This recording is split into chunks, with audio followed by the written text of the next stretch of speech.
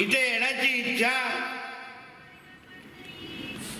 काही महिन्यापासून मनामध्ये होती, कारण का इथे जास्त हिरवे साप वळवळतात असं कानावर वारंवार येत होतं.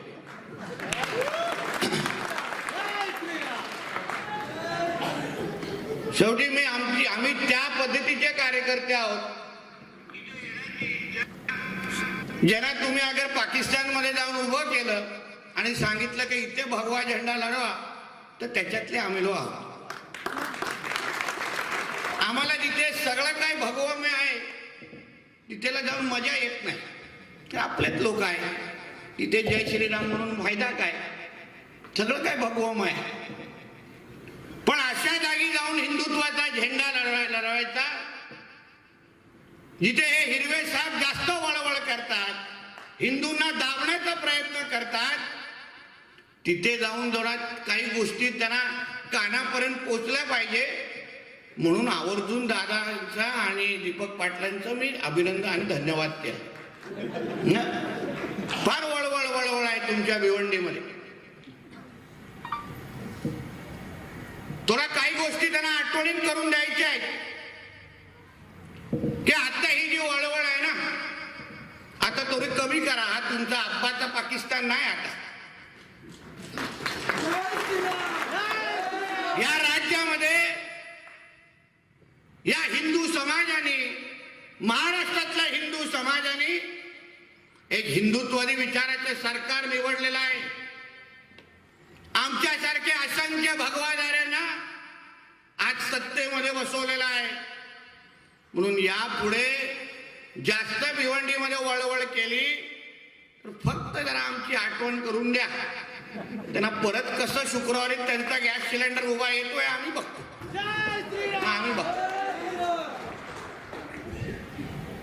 कारण का ज्या देशात आम्ही राहतो, ज्या राज्यात आम्ही राहतो, ते हिंदू राष्ट्र आहे हे कोणी विसरू नये. तुमच्या भिवंडीमध्ये हिंदूची संख्या कमी असली तरी आमच्या देशामध्ये हिंदू 90% राहतात. हे या जिहाद्यांनी विसरू नये, हे आठवण करून देण्यासाठी पण आज भिवंडीमध्ये आलेलो आहे. जेव्हा आमच्या गणेश भक्तांवर आणि आमच्या गणेश बाप्पाच्या मूर्तीवर जेव्हा दगडी मारली गेली, तेव्हा हे सर्व धर्म समूहावाले भडवे गेले कुठे होते हा प्रश्न पण विचारायला आज आलेला आहे. कुठे गेलेले तेव्हा? कशी हिंमत झाली? सर्व धर्म समूह आहे ना देशात. जो नियम तुमच्या ईद आणि मोहरमच्या मिरवणुकीला लागतो तोच नियम आमच्या गणेश चतुर्थी आणि रामनवमीच्या मिरवणुकीला नाही लागला पाहिजे का?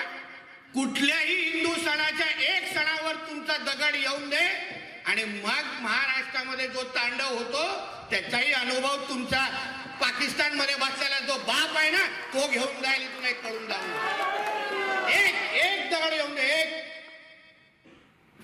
काही समजा, धमकी समजा, चेतावणी समजा, काही समजा, तुमच्या जे काही कुराणमध्ये लिहिले ना ते समजा, मला फरक पडत नाही, पण एक दगड येऊन दे.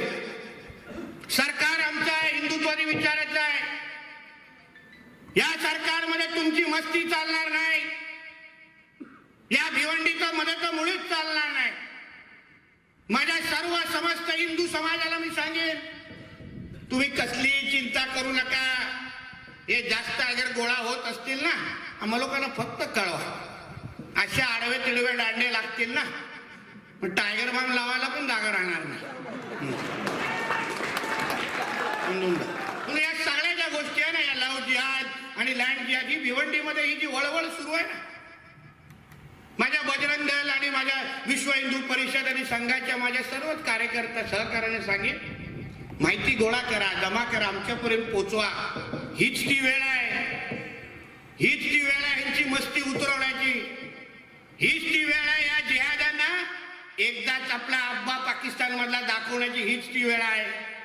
निघाले ना काय झालेलं त्या मिरवणुकीमध्ये? रजा अकॅडमीच्या दहशतवादी संघटना आहे. विचारा आमच्या पोलीस बांधवांना, डिपार्टमेंटमध्ये त्याची नोंद आहे. 2 आमच्या कर्तबगार पोलिसांना हे लोकांनी मिरवणुकीच्या निमित्ताने मारून टाकलेलं आहे. बरोबर आहे की नाही? ही यांची हिंमत, ही यांच्या करंटेपणा हा यांचा. या देशामध्ये आम्ही डॉक्टर बाबासाहेब आंबेडकरांचाच संविधान मानतो. हे काही ते शरिया कानून आम्ही मानत नाही. एक लक्षात घ्या, इथे लाऊडस्पीकर पण अगर जास्त लाऊडस्पीकर जोरात वाजले तर ते कसे लाऊडस्पीकर बंद करायचे ना, तिथे सगळं औषध आमच्याकडे आहे. सगळं औषध आहे. हे उगाच त्या मुल्ला मौलवींची आमच्याला नाटक इथे सहन करायची नाही. 5 बार बजाव 5 बार, तर जा ना 10 वाजव जा तुझ्या पाकिस्तानमध्ये 20 वेळा वाजव. माझा काय पडलंय मग तिकडे? वाजव तिथे जाऊन, आमचं काय पडलेलं आहे? आमच्या इथे कोर्टाचा जजमेंट आला आहे की पहिले तक्रार जाऊन करायची, नाही वाजले तर हातात काढून त्यांच्या हातात तो लाऊडस्पीकर द्यायचे आणि त्याला अटक झाली पाहिजे, असा कोर्टाचा नियम आला आहे. एबीपी माझा, उघडा डोळे बघा नीट.